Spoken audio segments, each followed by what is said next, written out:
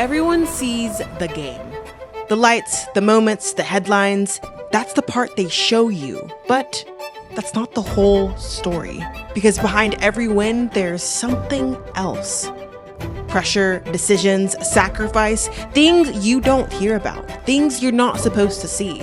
I started noticing it. The gaps, the questions no one was asking, the stories no one was telling. Not because they weren't there, but because no one was looking. So I did. I stopped chasing just the highlights, and I started chasing the truth. The moments in between, the voices underneath, the stories behind the sport. Because what's real isn't always what's visible. We don't want you to hear, we want you to listen.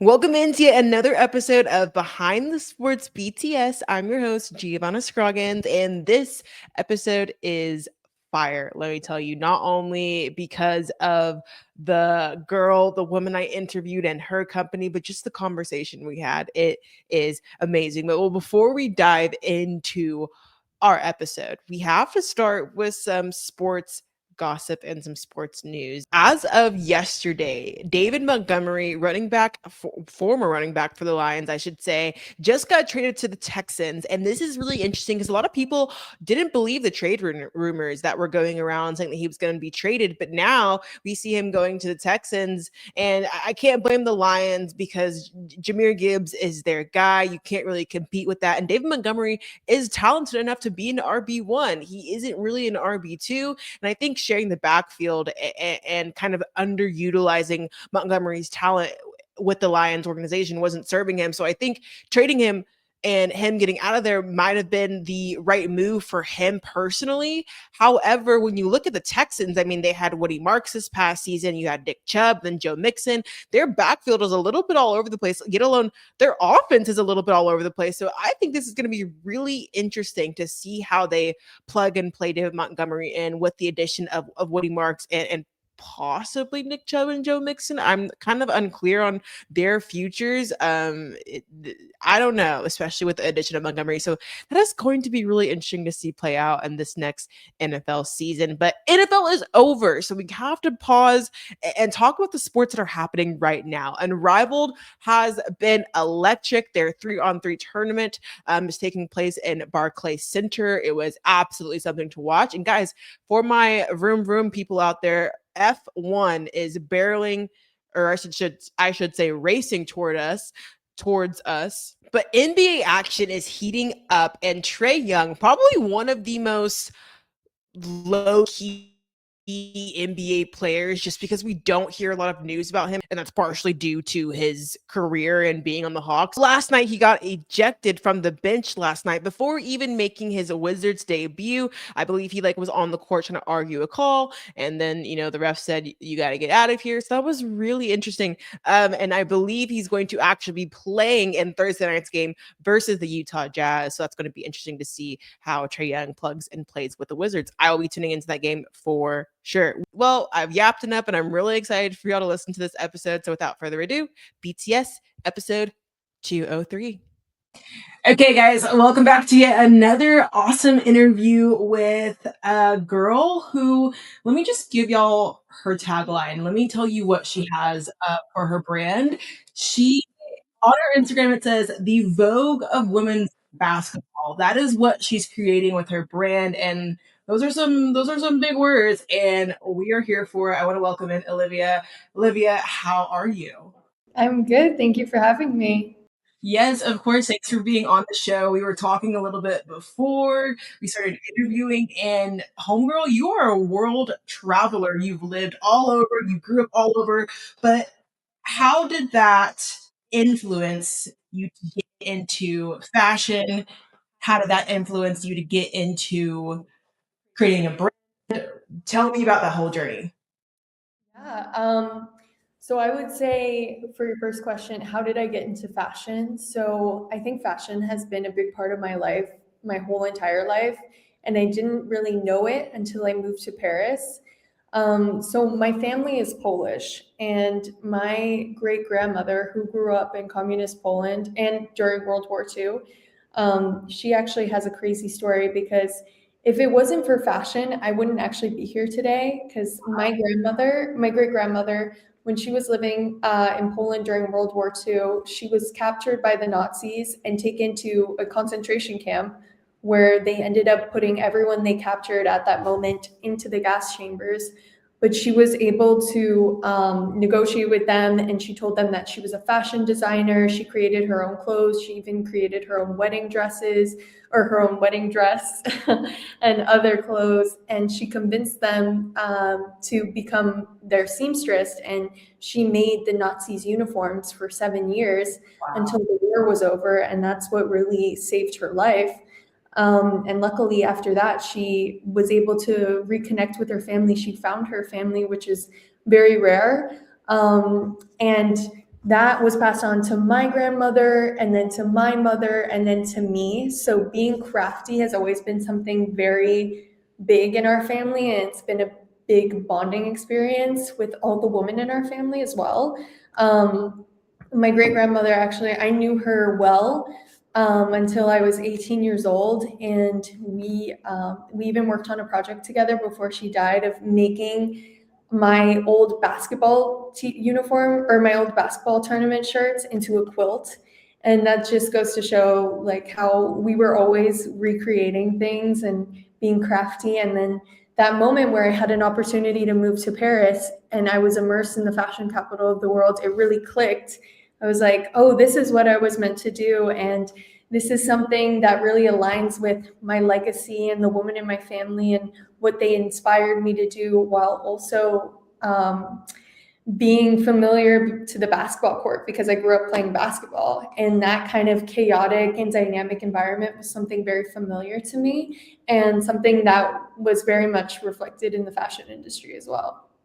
Wow, that is an incredible story about your family. Like, to think that, you know, what our extended family and what our family has done before us, and that really shapes and molds what we turn into, is just a really phenomenal thing. And that's a great story to be passionate about. And I'm glad we're kind of getting to the sports side, because you just said that's kind of, we were creating my basketball jerseys. Did you play basketball growing up? Because I know your brand focuses on women's basketball specifically, but tell me about you growing up in sports, what sports you did play, what sports you didn't play, and kind of how that molded into your passion for building this brand in fashion. Yeah, so I was always a really big sports girl. My dad was a big jock as well. He played football at Tulane, and I was also always very tall. I was probably the same height I am now when I was 12 years old. And so basketball was always like a big sport for me. And I was also playing all around the world because I was moving so much. And basketball was really like the thing that helped me find my friends, helped like me communicate it was like a universal language to me, because I was also moving to countries where I couldn't speak the language. So it was really a space where I could find my community. And that's why I had such a good relationship with the sport. And then when I moved to the DMV area when I was around 12 years old, that's when I was playing more competitively, and I was playing against and with people like AZ Fudd and Angel Reese, who are some of the biggest prospects right now, and so cool to see what they're doing right now. Angel's killing it in the fashion world and on the court, and then AZ is going to be one of the top 5 picks for the WNBA. So it's been really cool to see them thrive and yeah, watch them play. But for me, I had the opportunity to play in college, and I decided I didn't want to because I wanted to delve into other interests in my life, explore other things. And so I was going to go to University of Miami as a regular student, but they offered me, they gave me the opportunity to go to Paris for my first semester. And I was like, hell yeah, I'm going to Paris. Yeah, And me twice. yeah. And I had been to Paris several times. That was kind of like my Disney World growing up. Like we went to the Disneyland in Paris because I was growing up in Europe at the time. Mhm. So I always loved Paris. It always felt very familiar to me, that city. So as soon as I got there, I felt right at home. I also felt like I would never touch a basketball again. But day 2 of living there, I met a big street baller, and we ended up dating, and we were playing so much basketball. Basketball never leaves, even though I sometimes intentionally wanted it to. So then basketball was back in my life, and at the same time being immersed at the fashion capital of the world, working in fashion, and that's when it kind of clicked. Like, I want to make a women's basketball brand. Wow. So, gotta backtrack a little bit. What do you ever do you remember a specific moment when you played against Angel or Fudd, like growing up? Do you remember like a moment in time? Yeah, I actually have a few pictures playing with Fudd. So she played on the Annandale travel team, and I played for Vienna, which was like our local travel teams. And so we would play each other quite often. And AZ was just like a beast. And AZ is like 3 years younger than me. She was always playing up because she was that good, and she was always so strong. And I remember hearing rumors like that her mom would feed her like these smoothies in between games that had like broccoli and stuff like that. Like, she was just a powerhouse. And like, we were also very young at the time, so we were still like figuring out the correct form for our shots and things like that. But like, AZ had it down. Like, her shot is perfect. I mean, you can see it now. She's known for her like such a quick release shot. And it's like almost the same as it was when she was like probably like 8 or 10 years old, like, or not that young, probably like 10 years old. And then with Angel, I remember we were together when we were both trying out for Team Takeover. And I remember this so vividly. That was like the toughest tryout of my life. This Team Takeover team is a really well-known AAU team in the DMV area, like one of the top, like, most competitive teams. Mhm. Um, and she elbowed me on the side of the head, and I like almost blacked out. Obviously, like, not on purpose. Like, we were rebounding for the ball, and I remember I was like, "Oh my god!" But that's like, Were you okay after that happened? what's that? Did you get a concussion or anything, or were you good? I thought I was gonna have a concussion. I was definitely like dizzy afterwards, but I like completely blacked out for a few seconds. But after that, I was fine. I didn't think about it too much. Had to go back and play, you know. Yeah, that's wild that you got to play with those people. It's funny because might be the number one overall pick in the upcoming WNBA draft, and if y'all don't watch women's basketball, y'all have to get on the bandwagon. Unrivaled is going on, and it, women's basketball is electric right now, and all the stars that coming into the league are just you'll have to watch. Anyways, if the Dallas Wings, I'm from Dallas and I love the Wings, but we got to figure it out. So we might be in position to get the number one overall pick again this year, and we might see a little Paige and Fudd duo on the Wings. So I don't know. We'll see. We'll see. We'll see. I'm excited to hear that. Okay, let's go back because we just got to the point of the story where you're like, okay, this is where I want to start my brand. I want to do this, and it's going to be around women's basketball. Talk to me about the next steps when you made the decision and what was your process like on building a fashion brand involved in sports? So when I had the idea, I was only 18 years old, and I knew nothing about starting a brand. I didn't even know anything about really my career because I was just starting to figure it out by doing internships, assistant jobs, and things like this. So what I did do was I dedicated all of my studies and research to this project of building a women's basketball brand in school. And I ended up graduating from the American University of Paris in 2 years and leaving with a foundational business plan with the help of like experts in my school. The professors were extremely impressive. And then I went on to Istituto Marangoni, which is a fashion school, an Italian fashion school, but they have a campus in Paris. And I did their master's program for communications. And within a year there, I furthered the I when I was there during the master's program, I built upon that business plan and dove more into how I would do communications. And after that, I did my first corporate internship at the House of Dior, and that's where I was working in communications, and it was really great because it related very much to my mission, which is to empower women through sport, just empower women in general. And my job there was to really showcase how Dior is not only an attractive place to work, but also showcase how Dior magnifies women through its clothing, through its craftsmanship, through its social impact. So this was a role that was really related to my brand, and those learnings I applied to it. And I feel like everything I have done in my career has been with the intention to learn and then use those learnings to feed into my brand. And so while working at Dior, I also was selected for their Women at Dior program, which is a partnership program with UNESCO.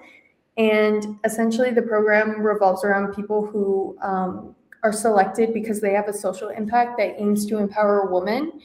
And then they are guided through the process of creating this social impact initiative. And so I used Damecore for that, and I received the help and support of Dior and UNESCO in building my community and through activations and events in both Paris and New York, where I was bringing together young women to play, to do workshops, to have watch parties. We even did a book launch on the history of women's basketball. And just really building that community. And that was also like a big foundation for my brand, because that then developed into the media, the digital community as well, that was transferred to the digital community. So I was building a community in both real life and digitally to then have the confidence that I could make a brand knowing that people supported it and would buy into it. Right. Wow. And that's where I am right now. Is I built the community in real life and digitally, and now I am launching the brand in April. We love that. And I am glad that BTS can be a platform for you to launch and reach more people, because I think it's so empowering, like you said, for women to have brands and things like that in our industry when it comes to sports. But also, I mean, you're doubling down and you're tacking on two things at once, not only being a woman who's founding a company, but also being a woman who's empowering and highlighting women's basketball all in the same time. So I think that's awesome and so cool to hear about. I have to ask, in terms of just being a women's basketball fan, what's your favorite team? Who are you really excited to watch? Do you watch it right now? Give me what's your opinion on the women's basketball scene right now? Oof. I mean, I love the way that it's being portrayed now. Like, I think, like, one of the biggest things for me too is like, I built this brand because I want to elevate how women basketball players are seen. Like, I was always very frustrated, like, seeing the games. Like, growing up, like, if you would watch the games, they were always in like such low res compared to the men's games. And just the experience around it was not, like, almost non-existent. The merch for it isn't great. The photos for the media days like weren't like carefully done with like lighting and things like that. And like working in the luxury industry, like those things are very important to me. And just like really giving that elevated experience to the players, but also to the fans. And so that it's like very curated, and it motivates them, and it shines a better light on these players.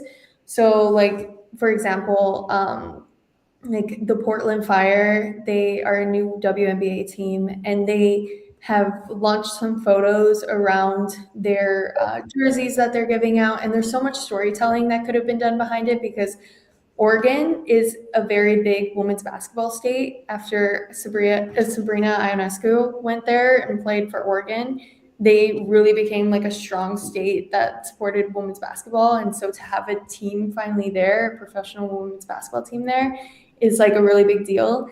But I was really disappointed with how they carried out like their social media features around like just the jerseys that they were selling for the game. Like I think it could have been done better and more aesthetically and more elevated.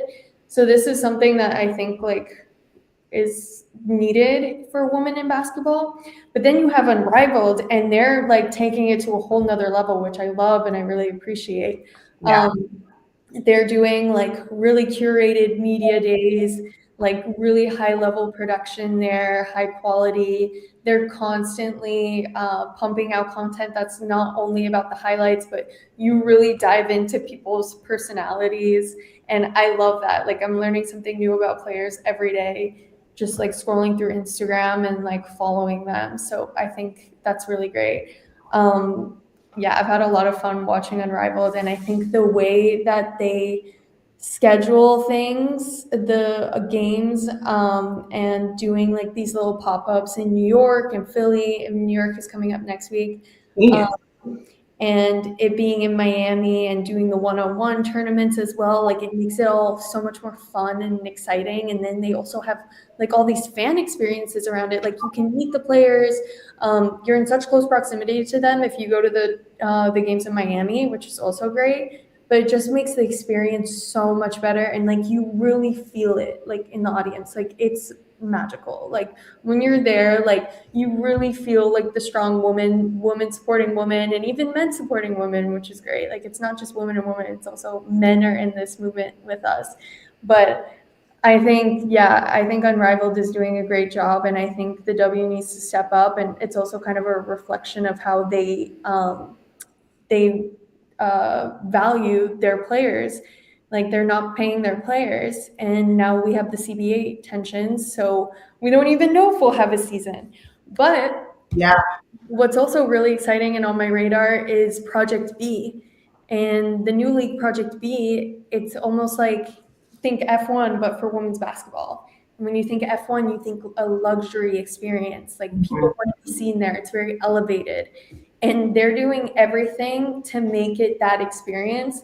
And that's what I'm looking forward to. And I think that's the perfect blend of like luxury premium with sports, and that's what's really missing in women's basketball. But Project B is really bringing that together, and that's also what I hope to do with my brand, is to really showcase women's basketball in an elevated way, in a premium way that's a refined take of the game. That's what I like to call it. I love that. A refined take of the game. I think there's something to be said about, to your point, like elevating the sport of women's basketball and what the W has and hasn't done, quite frankly. Do you feel like, based off of what we've seen with Unrivaled, do you think that the NBA is going to take a page out of Unrivaled's book and start doing some of these things, maybe incorporating some of the types of one-on-one tournaments into their all-star events? Do you have an opinion on that? What do you think? Wait, sorry, say again about Paige Beckers. No, like in terms of so like, you know how the NBA has like their All-Star weekend. Do you think that they can take a page out of Unrivaled's book in terms of like the one-on-one tournament? I mean, Paige did have a one-on-one tournament as well, but do you think they will take some things from Unrivaled and utilize when it comes to the All-Star weekend? Because the NBA is losing viewership too. Um, so do you have any thoughts on that? I know for the last NBA All Stars, they did have a few W players come out. Like I know Sophie Cunningham was there. Hmm. But I don't think it would, like stuff like that. I don't think is going to take them out from Unrivaled. I don't believe there were any Unrivaled players there. Maybe just like making an appearance or doing some sort of contest, but I don't think it's going to pull them out of the league. I think they're super appreciative of Unrivaled for making a space where they can be valued and appreciated. So I think that they'll be more committed to that space rather than the NBA. Yeah, well, it feels like Unrivaled has created a lane that women's basketball has never seen before, and it was. I feel like it's done that because it was made by women's basketball players, so they knew what they didn't want in a league, and it's been really special to watch for sure. Let's get back into your fashion brand. What are things that you like to create for your brand? What are like in terms of apparel? Walk me through the full breakdown of what you offer. Yeah, so Damecore is a media platform known as the Vogue of women's basketball, but it's also a fashion brand that offers a fashion forward and premium, or that offers fashion forward women's basketball gear, but not only performance gear, it's fan gear, lifestyle wear. It's so that it's a whole universe dedicated to women's basketball with this refined take of the game. And Mhm. so with a subscription, you can expect to learn more about what's happening in the world of women's basketball and how it relates to culture, fashion, business, things like that. And then also access to exclusive drops around big cultural moments in women's basketball, but also in general in culture, and also access to events around moments like All-Star weekends and the WNBA draft, bringing together leaders in the space of women's basketball. Do you feel like outside of it just being hard to create something yourself and build something up, do you feel like as a woman in the sports industry, there has been a harder path for you to be a lane for this? Or do you feel like it's been a little hard, but there's been so many other like-minded women and men to that point that have really helped you and supported you? You know what? I think that the sports industry is amazing. Coming from the fashion industry, where it's a bit more pretentious, Mhm. I love the fashion industry. I love beautiful clothes. I love talking craftsmanship and concepts and really having those creative, in depth conversations. I think that has really formulated my unique perspective on the brand and basketball and just who I am in general.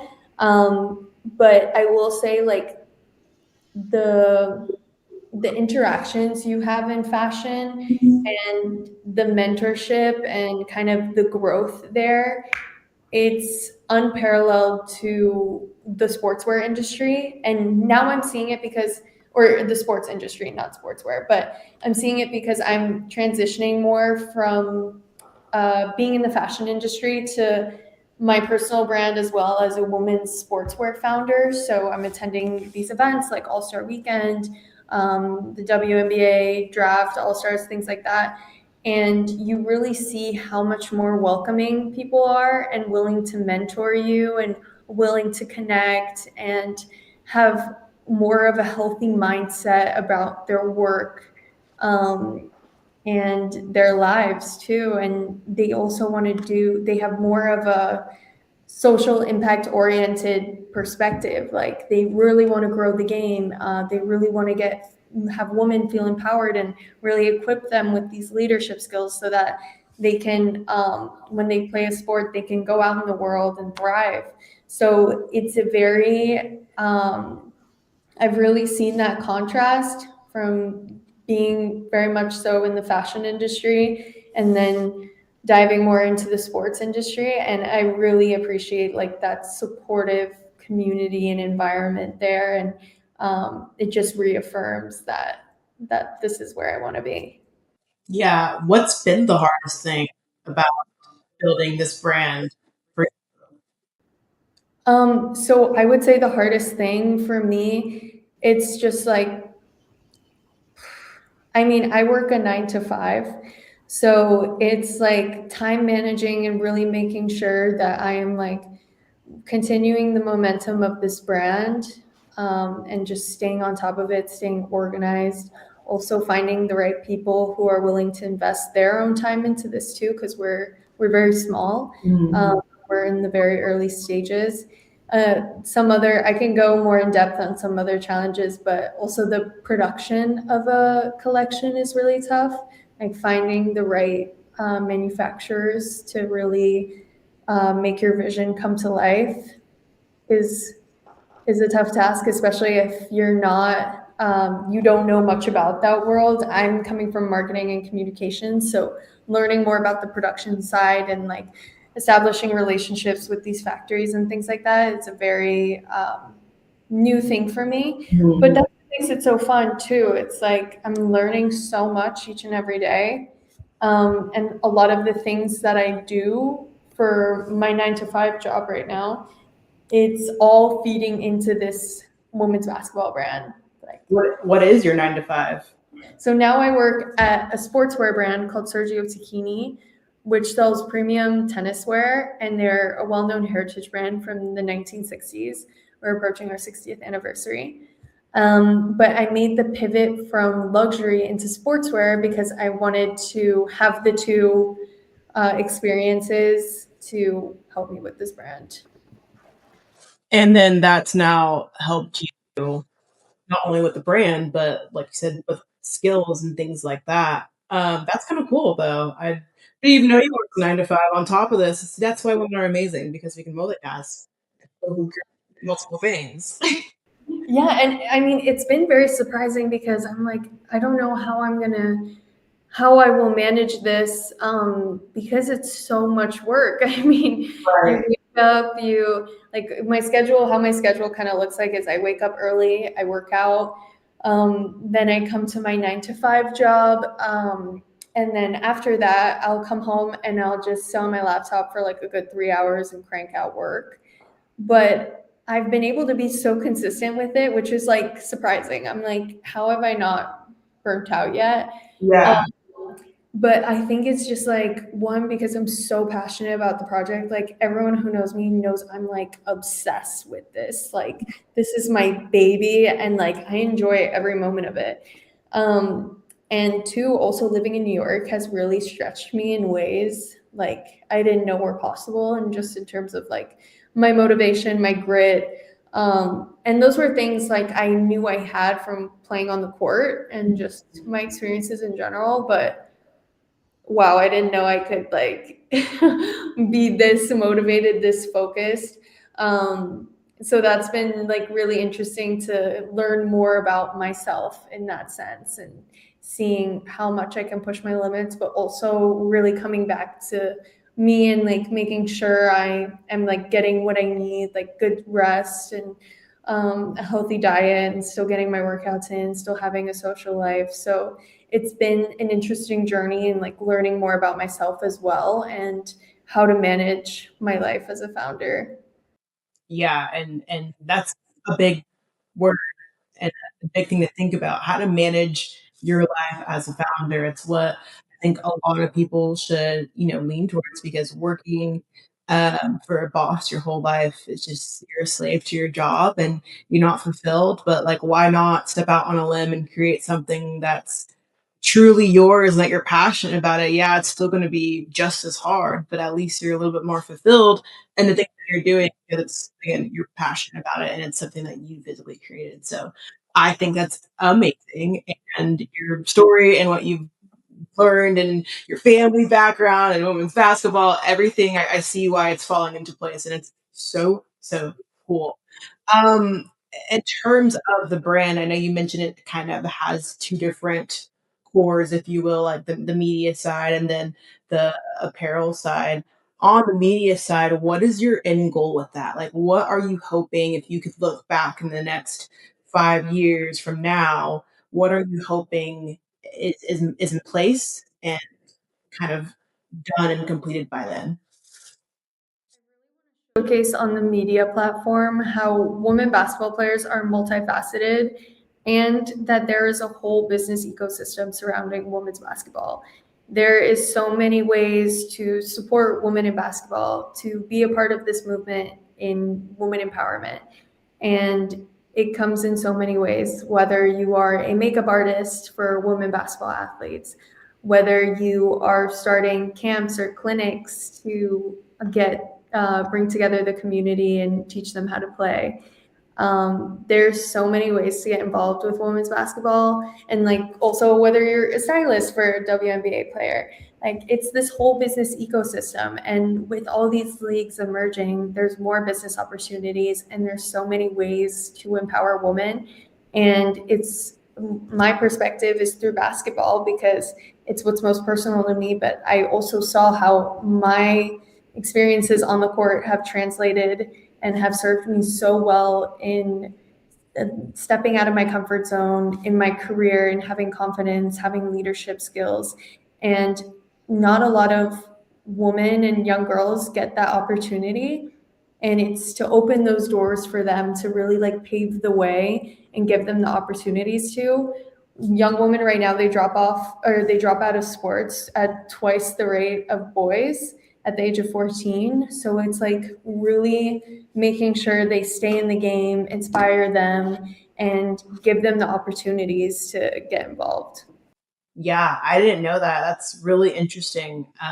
That in youth sports, 'cause I mean, I played sports growing up, and I think it's something every kid should experience because not only is it fun and you get a good little workout in, but it truly does build character and build skills at a young age that you wouldn't find if you didn't do it. And from a parent perspective, that can be also hard to challenge your kid and get them out there, and it can be hard to put them in a sport that doesn't support them back. And I think that's kind of what the WNBA and these players are coming to.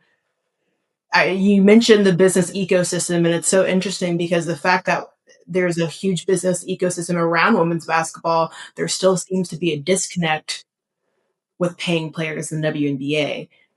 What, how, I mean, is there even a way to explain this? Like, I'm kind of at a loss for words because it's sad, but in your opinion, is there a solution to this? Do you think that this is going to be kind of the end all be all for these players at the W? What are your thoughts on the whole situation? I actually just got asked to write a column on this, so I've been digging further into it. But so the situation is that the WNBA players are being paid a fair share of the viewership revenue, and it has always been very clear that women's basketball viewership is growing. But now their revenue sharing has been triggered by viewership because ESPN released how much viewership there was, and they had set out this goal for the WNBA revenue sharing before COVID had hit. So then, when COVID hit and viewership went down, or what's the word that I'm looking for? Okay, I can't find it. Like it, the viewership obviously went down because of COVID. They thought that reaching these numbers was like so out of reach for them, and now we see such a surge. And in 2025, they did reach those numbers. So that gives the WNBA players even more leverage going into further negotiations because they have the numbers now to back it up. Even more numbers. They had numbers before, but now they have even stronger numbers. So there is really no excuse to not pay the players. And so what I see happening is the start date for the WNBA is May 8th. Uh-huh. They'll probably have to postpone it, which really like takes away morale and the excitement around the league. Especially with two new teams coming in, like it's not a great start to the season. I also think that now that since a lot of WNBA players are free agents as well, like the stars who know they deserve bigger pay are not going to come back. And I predict that they'll not come back and just do brand deals and train instead, and then prepare for the leagues like Project B if they want to go overseas or just play overseas and Unrivaled. And then I think the W might just. I was gonna say, like, if this goes the way that you're predicting it will go, like, this could be devastating for WNBA as a league, especially with the competition of some of these other leagues that are paying their players and that are supporting their players. It's really interesting, and we got two new teams this season, and don't isn't there some other new teams on the way in the future as well? So it's like, what does that mean for those teams? It's kind of a hot mess, but yeah. And with Project B, these players are going to be paid around a minimum of 2 million. So it's like you're going from 0 to 100. So there's a lot of like, I mean, these new leagues are really like changing the standards Yeah. of women's basketball. So I mean, the W really has to catch up and start paying their players, or it's not even going to be existing anymore, I don't think. Yeah, and that's like weird to think about. Like, there's the NBA, but no WNBA. Like, yes, there's still women's basketball, but the name behind it, right? It just is kind of weird to think about the possibility of it not being around. Um, this can be either a current player or of all time. Who is your favorite WNBA or women's basketball player in general? I think about this question a lot because I have like a couple. I love Asia Wilson. Yeah. I think she's the best player because of how many championships she's won. I read something about how she's won championships in high school, but then of course at USC and then on the Aces as well. Like this one has won so many championships, and I think that really shows how she is someone who prepares herself for the moment. Yeah. And especially when she scored the game-winning shot at the last WNBA championship, like she is someone who really prepares for those moments and then executes. Yeah. So her play is just incredible to me, and her footwork in the paint, and like she's also able to shoot. Like she's very versatile, and just also who she is. Like I think she's so funny. Like I could watch so many videos of her, and like she's so unapologetically herself. Mm. And I just love to see that. And I think she's stunning, and I think she has an incredible stylist who really like shows off her athletic figure while also making her feminine and putting her in outfits that are also like very empowering, very feminine, but yeah, really reflect who she is. And so I'm just always entertained by Asia Wilson. I also love watching AZ, just knowing like I grew up with her and I knew she would be like the superstar she is today. Yeah. And something me and my dad and my family, we really bond over because it's just so fun to like watch someone you grew up with. I don't even know, she probably doesn't even remember me, but like I love like just being a fan of hers and like knowing that I like would hang out with her little brothers like in between games at tournaments, and I just feel like, you know, there's like that connection as well. Yeah, it's like you're like a proud mom, and it's like, you don't remember me, but I'm so proud of you. Like, I knew from the very beginning you were going to be great. That's awesome. I feel like Asia Wilson is so dominant on and off the court, and I think that's what sets her apart from a lot of other WNBA players. The new generation, we're seeing them be more mindful and more smart about like on and off the court and building their brands. And I mean, that's just athletics in general and sports in general with athletes nowadays. But I really admire what Asia is doing on both playing fields. So it's really cool for her to see.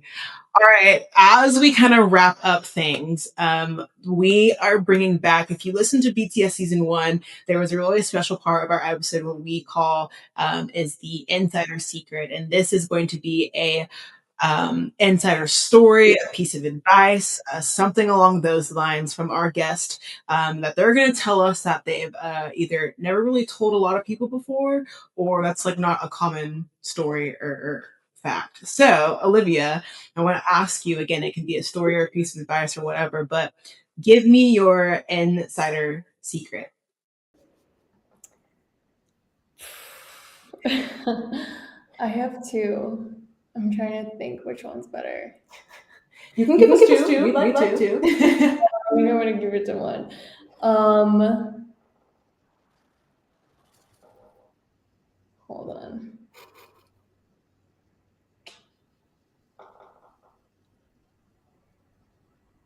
I know, I feel like it's kind of hard hard to like decide because in the sports industry, I feel like there can be so many. Yeah.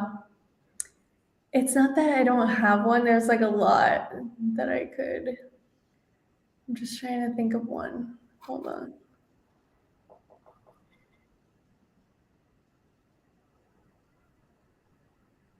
Okay, I'll use that one. So the reason why my brand is called Damecore is because, and that was like the thing that was holding me back in really launching this brand because I couldn't find a name that like really sat right. Mhm. Like first it was Hoops Couture, but then I was like, I can't call it couture because it's not like gonna be handmade and craftsmanship. Like that's saved for like luxury industries, luxury houses. Mhm. And then I was like, dame on court, because dame in French means woman. And I was playing around with the word dame, but I wanted to make it sound athletic. And then I was at the gym one day and I was watching sports news, and there was some soccer player named Damecore, and something like this. And I was looking at it and I was like, Damecore, Damecore. Like I just saw like the words kind of come together. And I was like, oh my God, Damecore is perfect. And then I realized I also have the Queen of Hearts tattoo. And in French, Queen of Hearts is Dame de Coeur. Mhm. And I always love like the idea of women basketball players being treated as queens. And that's something, a crown, like a symbol that we see a lot in women's basketball. Like sometimes, I forget where exactly it was. Maybe it was All Stars. I forget, but they were, or some media day, they were crowning players. Mhm. And they also do that at Atlas, the track and field platform that also has a vision of elevating women in sports. But I think that's how women should be honored. And so it was like a play of words with Queen of Hearts, Dame meaning women in French, and core, like bringing it all together and being the heart of the brand. So having that like woman focus while also sounding athletic and having like this deeper meaning behind it, that was when that name clicked. I was like, okay, let's go. Like this is it. We got it. Yeah, because I wanted to be like very intentional. And so that was the moment where it kind of all fell together. I'm actually glad you picked that one because earlier I was thinking I was going to ask you about the name, but I just forgot. So that was the best one you could have picked. I'm so glad. Last thing is, do you have any advice, or what is your biggest piece of advice for someone that is trying to break into the sports industry and marry what they love doing with sports? Don't be scared. I feel like I was scared for so long to like voice my opinions, to make content.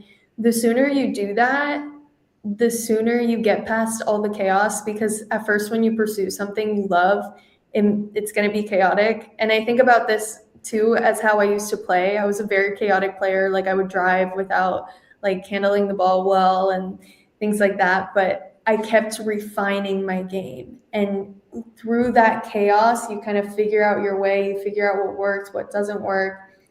And that's also very much the concept of my brand. It's like the refinement point. Mm. So don't be afraid to start. It's going to be crazy. It's going to be chaotic at first. You might not even know what you're doing. I surely didn't. But it's putting that effort and starting, it's the sooner you're going to get there to the point where you figure out your positioning, you figure out the way you want to go, and then it will be clear to you. But you have to start first. Where can we follow you? Where can we support the brand? How can we support you? Tell us. So you can follow my Instagram page at damecore.co. Damecore is DAMECORE, and then .co. That is my page. That is the Vogue of women's basketball. And then I do a deeper thought analysis on my creative-led thought pieces and where women's basketball meets culture on my Substack page, which is linked in the bio on my Instagram. Last but not least, I know we wanted to highlight some exciting launches that you have coming up. Can you tell us about that? Yes, so we'll be launching our first in-house production merch collection this April, around the timing of the WNBA draft. So you can look forward to that. It will be our first drop, and then we'll be launching our second drop shortly after that. You can expect kind of you can expect a reworked version of what it means to be a basketball player and owning the space in women's basketball gear and in the game. Because when we watch women's basketball and see women's basketball gear, it's always a second version of the men's gear. It's never really women's basketball gear at the origin. It's always either men's gear that was shrinked and pinked. That's what they call it in the industry of sportswear, where they just shrink and pink the men's stuff and call it women's. And this is where women's basketball is the focal point. It's the starting point. It's the origin. And we're not taking men's stuff and calling it women's. This is real women's basketball clothes. Well, Olivia, again, thank you so much for sitting down and having a conversation with me right here on BTS. We appreciate you and what you're building. Thank you so much for having me. It was so great meeting you and being a part of this. Thank you so much. There you have it, the Vogue of women's basketball right here on BTS. Olivia and her brand Damecore is absolutely amazing, and I will be hopefully sporting her gear because let me tell you, the stuff is cute. But outside of it being cute and trendy, she's really doing something that I think is so necessary because the WNBA is rising. It's rising, but we have to talk about it. And I loved in this episode where she said that people don't realize that women's basketball is a business ecosystem. So hope y'all got a lot out of it. Make sure you're following us on socials at Behind the Sports Show and me personally at Giovanna Scroggins. I will be posting personal content and also show content there all the time, every single day, Monday through Friday. So thanks for listening to this episode. And as always, keep being curious about what happens behind the sport.